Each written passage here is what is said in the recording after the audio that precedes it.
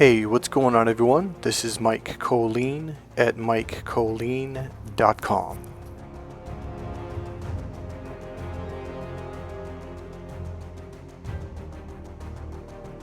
So today's question is, what is love? Or better yet, what is unconditional love? And the next question would be, should we even have unconditional love, or is that a trap? For sure, narcissists have at the very least either made up that phrase or twisted it in a way that they get all the benefits and you get all the punishments.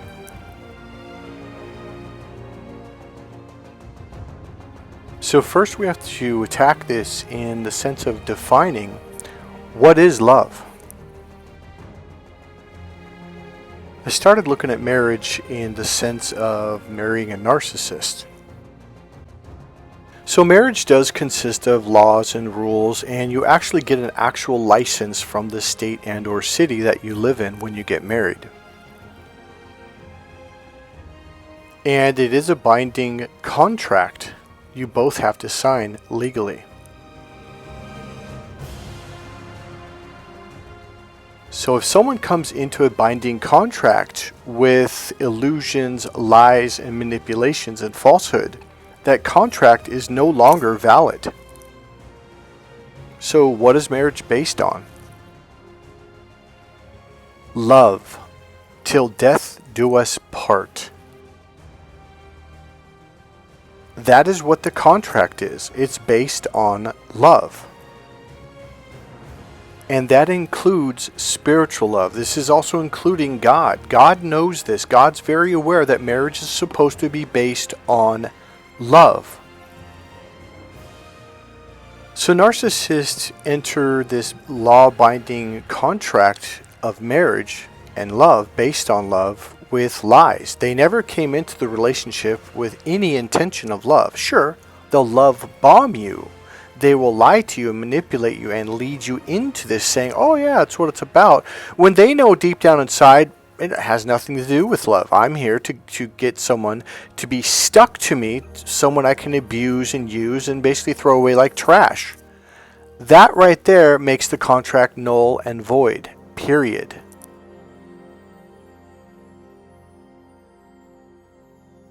It's the same thing if you have a contract where you're going to pay a contractor to build you a building or a house, and they're supposed to make it so tall, so wide, so many rooms, so much plumbing, piping, and so much, boards, etc. And they make an agreement in the contract. I will fulfill all of these agreements in here. 2,000 boards, 1,000 nails, 2,000 screws, 2,000 pipes of plumbing, this, that, knowing they have no intention of doing that. So that right there, a judge will rip up the contract and they'll throw it out, and the judge will probably sue the contractor saying, hey, you made an agreement to this, therefore you're going to have to pay this person this much money in return or do whatever. So the next question is, what is self-love?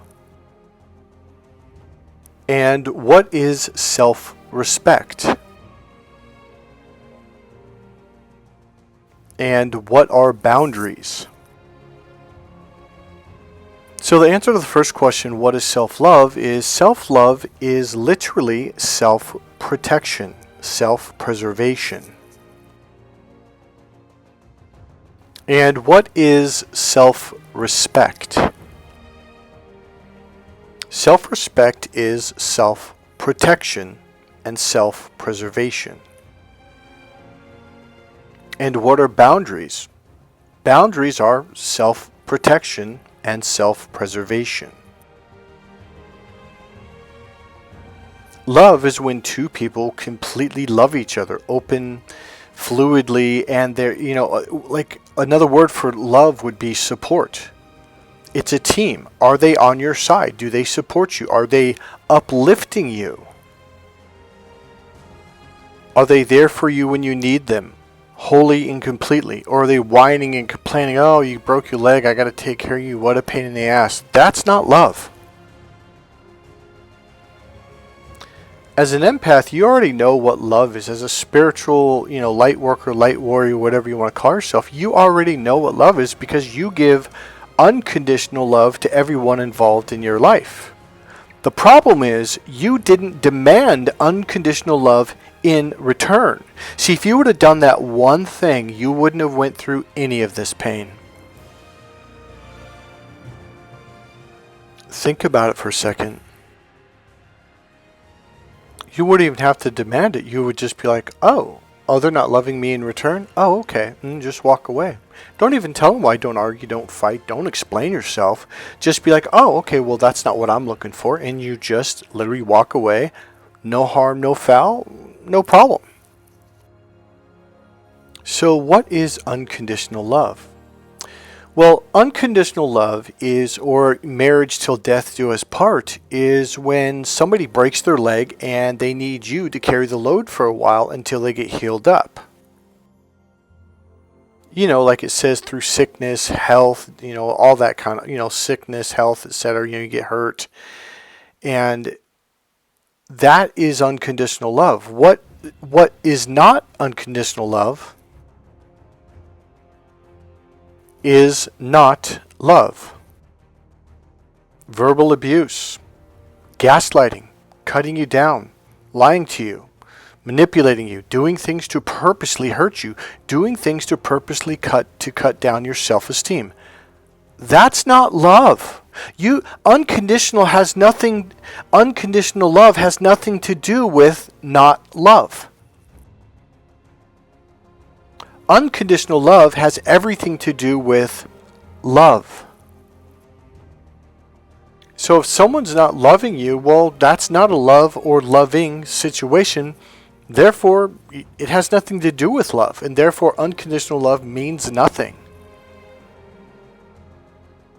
Love is a two-way road.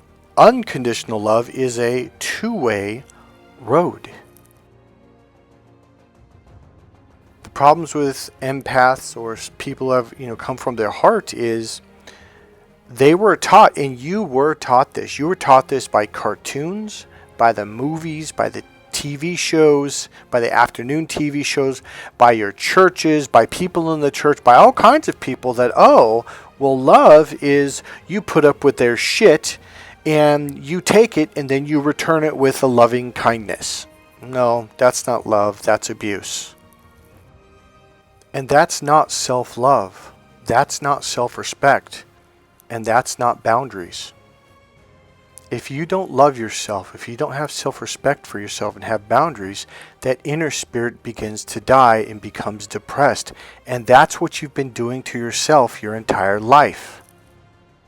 Walk away from people who only take and return with ugliness, with meanness, with gaslighting, with cutting you down, with hurting your self-esteem. If you walk away from that, your inner spirit begins to feel that and it begins to build its spirit.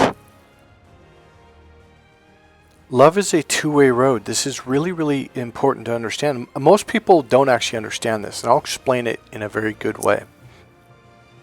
So the yin and yang symbol that I brought up a couple weeks ago?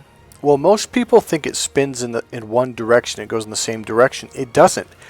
It goes right, left, right, left, right, left, or back and forth, back and forth, back and forth. It's internal and external energy. So you breathe in and you breathe out. You take thoughts in and then you speak thoughts out. It is a back and forth flow because the back and forth is what creates the flow. If it's one way, that's blockage. And blockages are not healthy. Over a period of time, they can cause disease. From depression to skin irritations to bowel syndromes to all kinds of stuff. So what most sensitive, loving, caring, empathic people do is they just breathe out. They never breathe in. And that will cause you to suffocate, literally. Love is yin and yang. It is internal and external. It is not one way. It has to be a back and forth give and take. It has to be a flow. Now, I'm not talking about perfectly equal, like if you're going in that direction, now you're in your left brain. That is not what I'm talking about.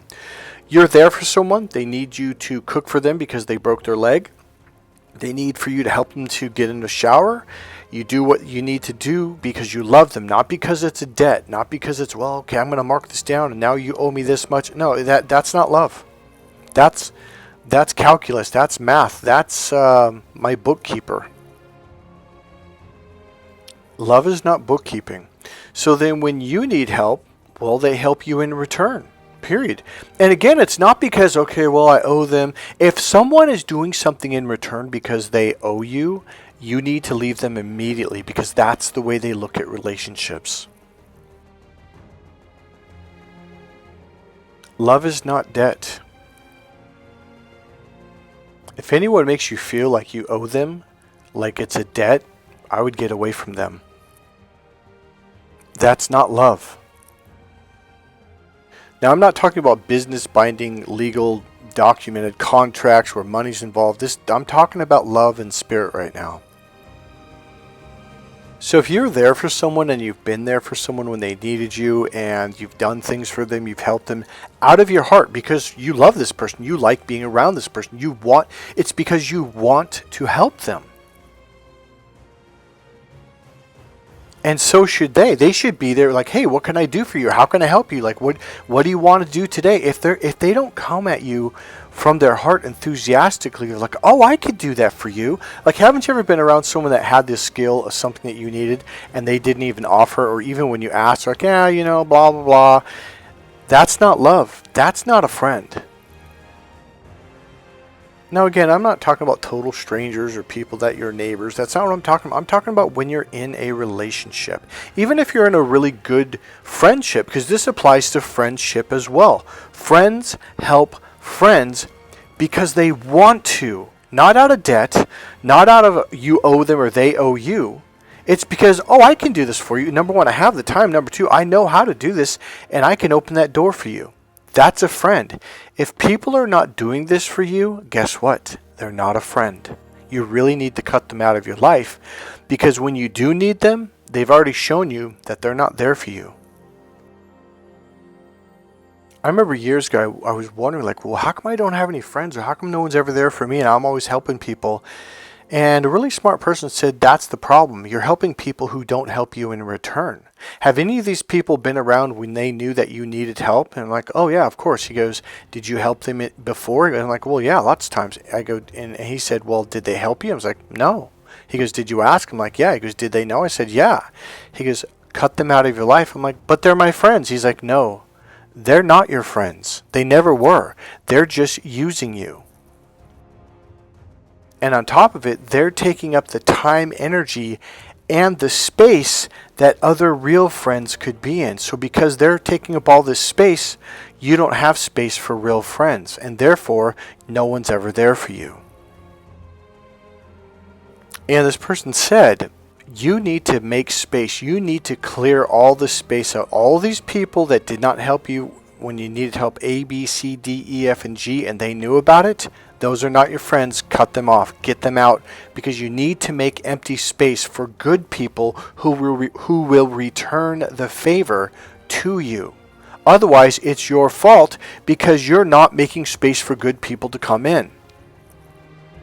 It's kind of funny because empaths are the most giving, trusting, loyal, caring, kind, compassionate people, and yet we don't receive it because we were taught and literally conditioned at a very, very, very young age to give, love, be compassionate, be understanding of even the most rudest, crudest, meanest things in the world, and just return it with love.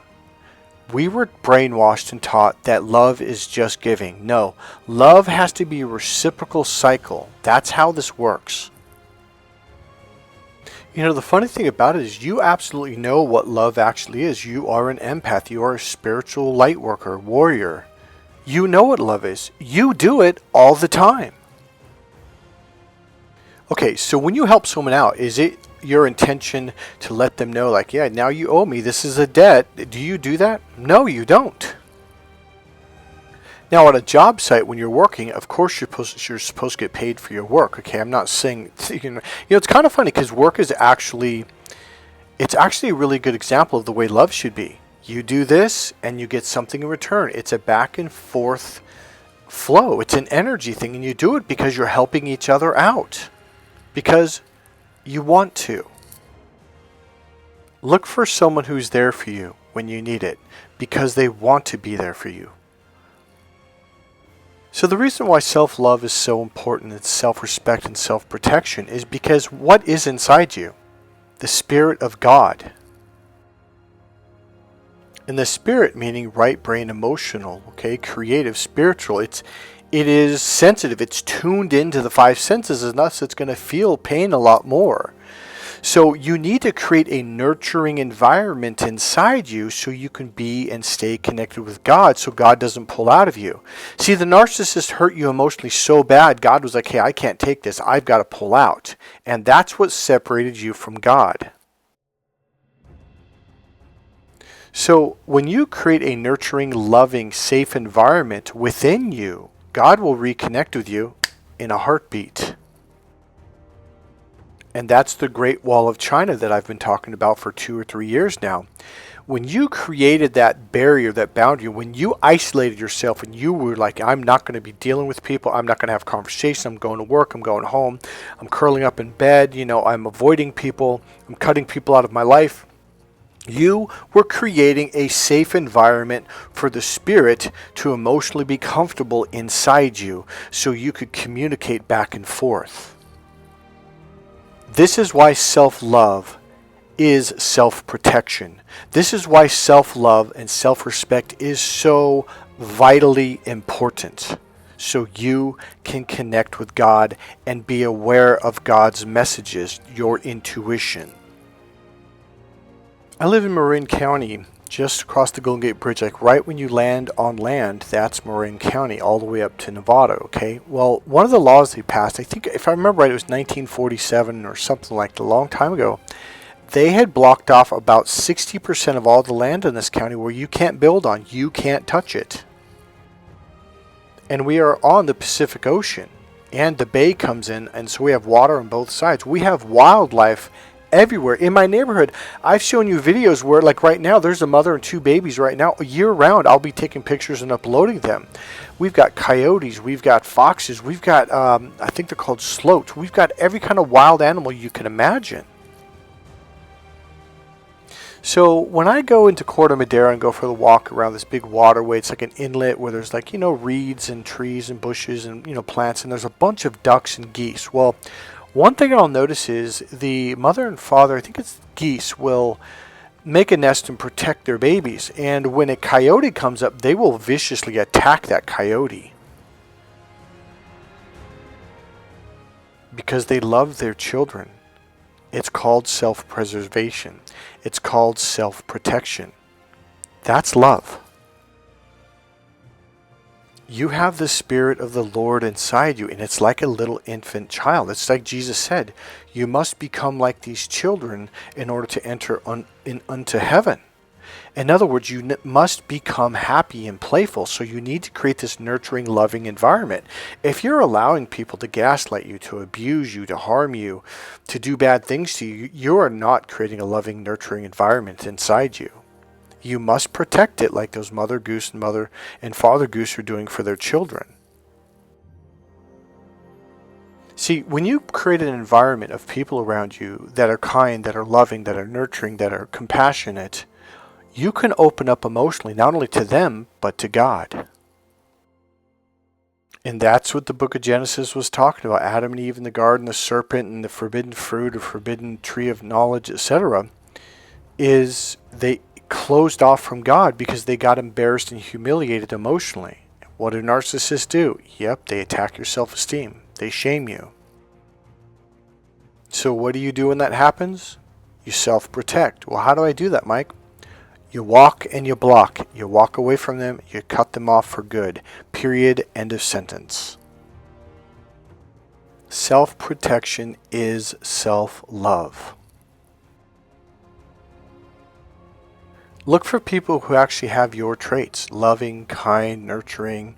They don't cut people See, if you're around someone and they're making fun of people, they're cutting them down, like, oh, I'm just joking. It doesn't matter. That's not healthy. That is not healthy at all. Do not speak bad of yourself, for the warrior within hears your words and is lessened by them. Old Japanese samurai proverb. I got this from my friend, mentor Danny Bam Bam Stell. He was a champion fighter himself, and he has been a professional referee in boxing, kickboxing, Muay Thai, and in the UFC. Been doing that for about 30 plus years. You need to speak well of yourself. You need to talk well of yourself. You need to be around other people who speak well to you and of you. You need to start looking in the mirror and saying, I love you. You're smart. You're a good person. You're confident. You need to literally speak. There's two people. There's the external you and there's the internal you. The external its job is to protect the internal being inside, because that internal being is what causes your manifestations to come true and causes your prayers to come true. It's that connection that you have with God. If you respect yourself, protect yourself, love yourself, all of your manifestations suddenly begin to happen, because now you're connected to God. You are worthy. You have always been worthy. You are a child of God. Common sense time. If you had a child, a newborn child, do you want it to suffer? Do you want it to struggle? No, you're going to give it the best opportunities in life. You're going to give it the best gifts that you can afford. You're going to do the best for it that you can. And guess what? So does God. You don't think a child of God is worthy? Really? You are so worthy that God gave His only begotten Son to save you. That's how worthy you are. You mean everything in the world, in the universe, to God. That was the whole point of Jesus' sacrifice. So what is unconditional love? It's two people loving and protecting each other, including your inner child, your inner spirit, your inner connection to God. If you love God, if you tell God I love you, if you just create moments and space and time where you're just with God, you put on nice music, maybe a warm salt bath with lavender oil, candles, you're creating a space and a time to be with God. You love God, you put time and space away for God, God will return the favor. I guarantee it. God will love you in return. All God wants you to do is open the door.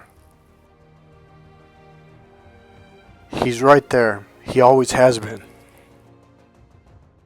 God's not hiding from you. He never did. We hid from God. We are the Adam. We are the Eve. We were the ones that got shamed by the narcissist, by the serpent, and we hid from God because we were hurt. We were hurt emotionally, and that closed us off from our emotions. So the way you reconnect to God is to reopen to your emotions by creating times and space with yourself. To walk away from hurtful, mean people, to start doing kind, loving things to yourself, to speak well of yourself. It is so important because this opens the door to your emotional side, which is how you open up to God. I'm telling you right now, God has always been there. God is there right now, all around you, surrounding you. All you have to do is open up to God. And a lot of you already have, and a lot of you are really good at that, so I don't want you to come along thinking, oh, am I not open to God? Because that can kind of be kind of a mind thing, where it's like, no, I think most of you on my channel are very, very open people.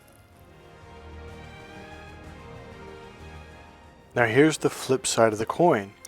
Learning how to ground yourself emotionally allows you to keep that, it's kind of a fun thing, because it's a fluid energy where people can't hurt you.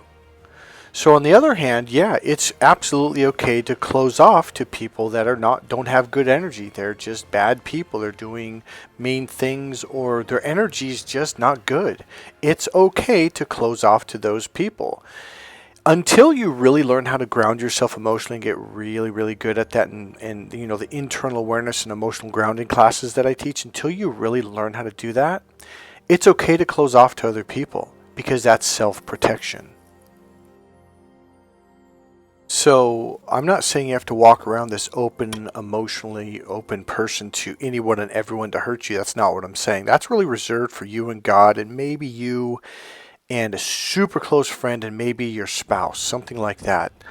But when you're around regular people, it's okay to be like, okay, I'm going to close up. I'm at the grocery store. I'm in public, and that's okay. And it's that yin and yang kind of thing. Male and female energy, or masculine and feminine energy. You got to kind of go back and forth, back and forth, back and forth, and that is healthy. So remember, you're not just a light worker, some spiritual healer. You are a light warrior. You are a medic in the army. Medics stop people from bleeding. Medics go out there and help people to heal. They patch them up. They fix their wounds. That's the nurturing side. But medics also are trained. You have to go through basic training and advanced infantry training. You learn how to throw hand grenades, and you learn how to shoot. You learn how to do everything. You're a warrior who knows how to heal. Most warriors are healers. So it's completely okay to kick ass when necessary. And wear the armor of God. So it's very much okay to have masculine, strong, tough energy. There's a time to be open, and there's a time to be closed. There's a time to be open emotionally, and there's a time to put shields up, swords out.